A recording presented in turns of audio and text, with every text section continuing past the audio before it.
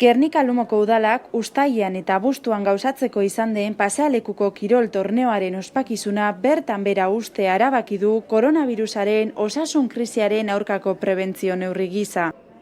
Neurri hori osasun agintariek kirol ekitaldi masiboen gainean emandako gomendioak jarraituz hartu da eta horren bidez parte hartzaileen artean gaixotasuna kutsatzeak izan ditzakeen ondorioak saihestu nahi dira. Beste edizio batzuetan, Benjamin mailatik senior mailara arteko 100 taldek baino gehiago hartu dute parte, futbito, saskibaloi eta eskupilota modalitateetan. Udaleko iturriek jakinarazi dutenez, lehentasuna, herritarren segurtasuna, osasuna eta ongizatea bermatzea da, baita jarduera guztien segurtasuna bermatzea ere. Aldi berean, eskertu gora izan dute parte hartzaile eta laguntzaileek erabaki hau ulertzea.